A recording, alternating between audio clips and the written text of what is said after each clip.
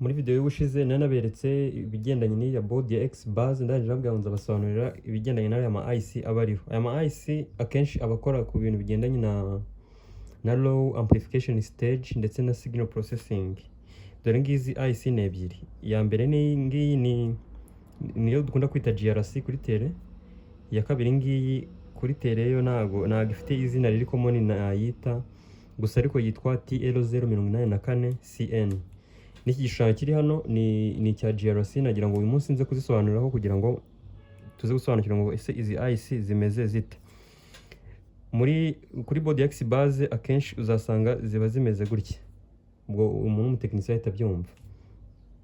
Noneho iyi diagram nashushanyije hano nagira ngo tuze kureba na internal diagram yayo, kubera ko izi ngizi zose ziri mu bwoko bwo twita ama operational amplifier. Operational amplifier uzakunda kubona babyanditse ahantu bavuga ngo ni op amp.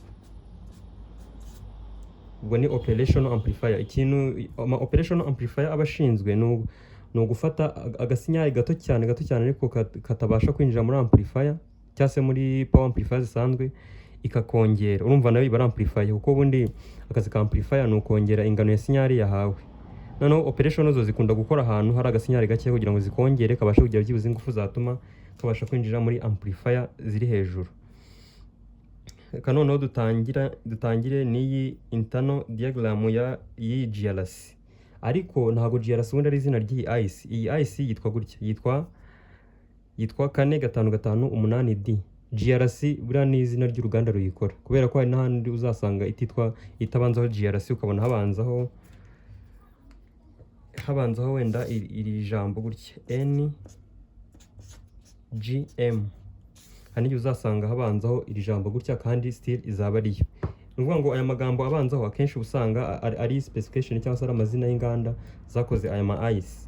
Noneho izi operation amplifier ikintu cya mbere ziba zitandukanira ku mubare wa amplifier zifitemo imbere. Nkuko tuyibona hano dufitemo agashushanyo kamwe hano imbere muri IC, tukagiramo nakandi. Bivuze ko iyo twita GRC bifitemo ama op amp abiri imbere. Iyo tuvuze ngo ifitemo ama op amp abiri imbere bisobanuye iki? Ngira ngo kubona hano hariho inyuguti ya B, hano hirya hakaba hariho inyuguti ya A. Bivuze ko izi ngizi ari amplifier ebyiri zitandukanye. Yaba ingiye kuri B n'ingiye kuri A biratandukanye. Hano ushobora kuyubakira circuit, urugero hano ukaba wacishamo sinyari imwe. Tubare wenda uri gucishamo wenda indirimbo ya melody, ikaza igaca muri no sinyari muri no amplifier, igahita igenda ikajya muri power amplifier ikajya kuri speaker tukahita tuyumva. Na hano ku rundi ruhande nagatu wenda ucishamo wenda indirimbo ya DBN n'urugero, nagatu yifeedinga ku yindi amplifier itandukanye na yindi, natwe tuyumva kuri speaker. Urumva ko iyi ngiyi ibifitemo ama amplifier abiri yigenga, buri yose bishobora kuba yakora ukwaye. Niyo mpamvu tuyita yuko ari dual op amp IC. Nyine ni IC ariko irimo ama op amp abiri. Noneho izi input buriya operation amplifier akenshi ziba zifite input ebyiri.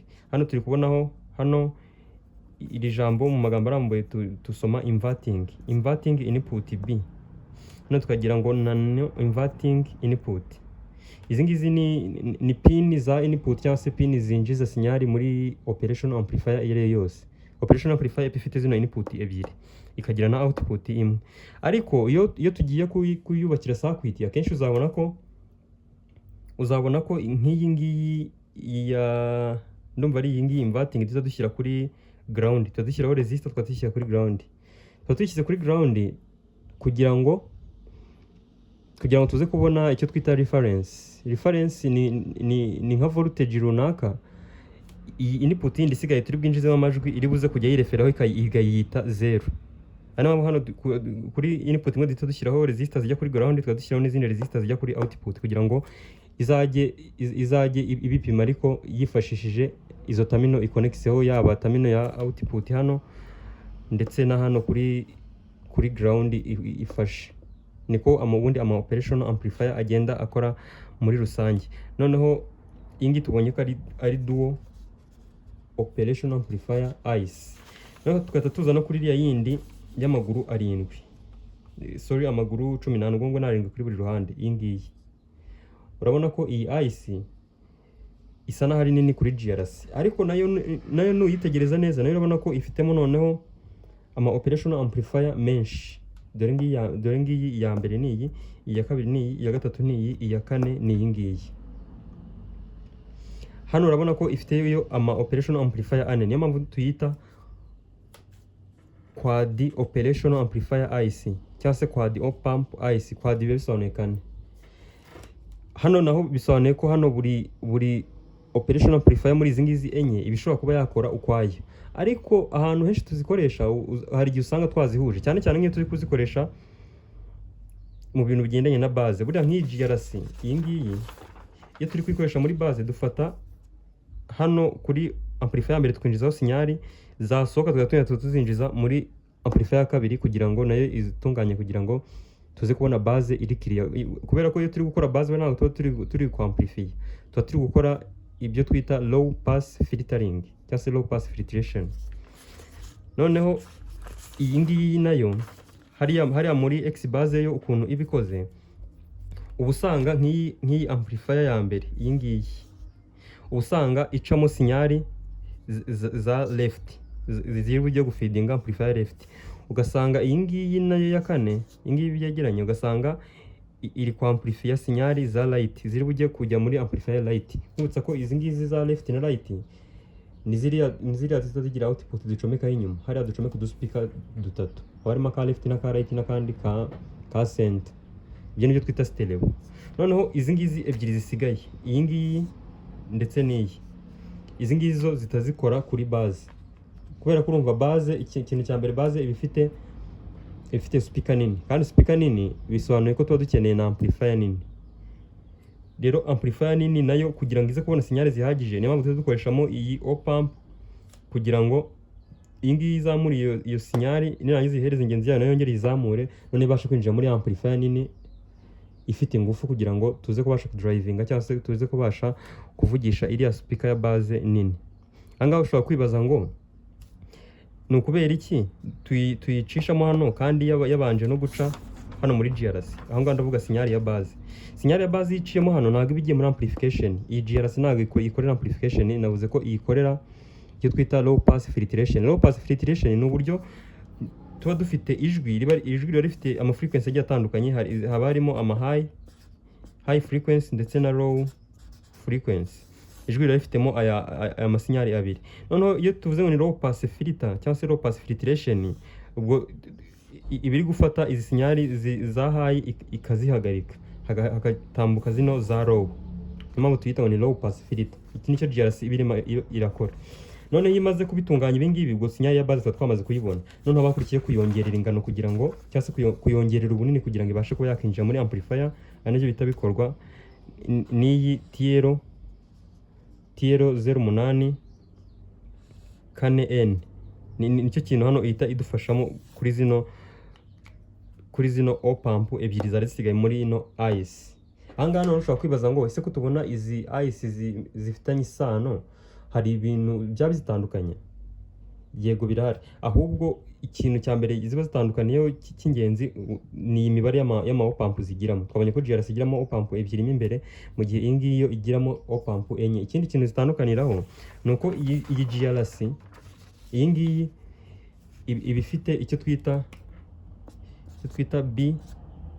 BGT input. Ni ukuvuga ngo systeme yayo nyine yakira amasinyari iba yubakishijwe ama transistor yo mu bwoko bwa BGT. Ku muntu usanzwe wenda ukurikira amasomo aca kuri channel, ibyo bintu by'ama BGT urabizi ni ubwoko bw'ama transistor. Noneho mu gihe iyi ngiyi TL 0884N iyo input zayo ziba ari ibifite cyitwa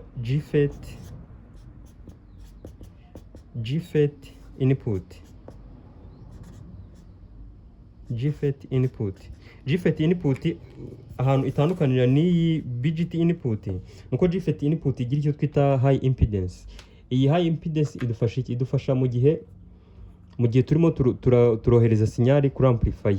Iyi GFET input ukuntu bikoze ishobora kuba yakakira agasinyari gato cyane, ntago nabona uko mbivuga, ariko nyine nabo kadafatika agasinyari utapfa no gushyira kuri speaker ngo bibe wakumva.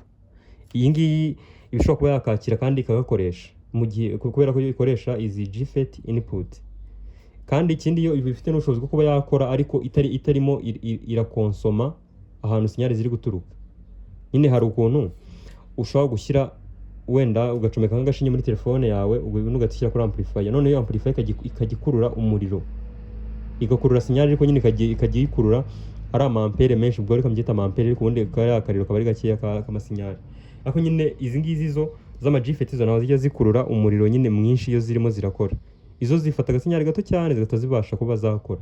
Mu gihe izi ngizi za BGT zo ziba zifite ukuntu zisa naho zikonsoma current runaka cyangwa zigasa naho zikurura umuriro ku hantu zirimo zirakura sinyari. Urumva ko biratandukanye no mu mikorere biratandukanye, kuko urumva iyi ngiyo ibiri sensitive cyane ngiyi y'ama GFET.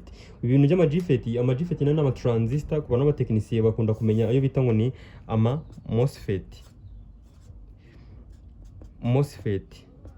MOSFET ni ubundi bwoko bwa FET. Ubundi izi transistor zitwa ama FET ariko zikagiramo amoko abiri, ayitwa GFET n'ayitwa MOSFET, ariko abatekinisiye kuri tera kenshi baba bazi izitwa MOSFET. Rero GFET ni ubundi bwoko bwa FET, ariko yo tubonye ko hano hantu hashobora kuba yakoreshwa muri izi operation amplifier ziba muri TR084N.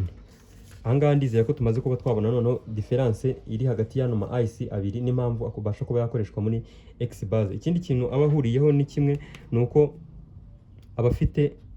aba yakira imiriro ibiri, imiriro iri positive n'imiriro iri negative. Iyi ngiyi ni pin ya 4, 5, 6, 7, 8, 9, 10, 11. Iyi ngiyi ni pin ya 11. Kuri pin ya 4 niho yakirira umuriro uri positive cyangwa se umuriro ufite ikimenyetso cyo guteranya, hanyuma kuri pin ya 11 niho yakirira umuriro ufite ikimenyetso cyo gukuramo cyangwa se negative VCC. Mwibutsa ko uyu muriro ufite ikimenyetso cyo gukuramo ubutandukanye na ground. Ku bantu bagiye bareba video zabanje nagiye mbisobanuraho. Ahangaha ndumva noneho bibashe kuba byasobanuka. No kuri iyi GRC nayo nuko nguko nayo ifite nayo izo VCC ebyiri cyangwa se ahantu yinjiriza imiriro habiri. Kuri iyi pin ya 8 niho hinjirira umuriro uri positive cyangwa se ufite ikimenyetso cyo guteranya, hanyuma kuri pin ya 4 urabona ko iyi ni 1, 2, 3, 4. Iyi ngiyi ni pin ya 4 niho yinjiriza umuriro ufite ikimenyetso cyo gukuramo. Urabona ko zifite ibintu byinshi zihuriyeho, ariko nazo zikagira n'ibizitandukanya birimo umubare w'ama op amp zifitemo ndetse n'uburyo zakiramo input cyangwa se uburyo zakiramo amasinyari zigiye kuba zakamplifiye. Ndumva ibyo ngibyo ari byo by'ingenzi. Komeza ukurikire amasomo acana kuri Titan Menya TV, ubutaha tuzavuga no ku zindi ngingo zigiye zitandukanye. Ciao.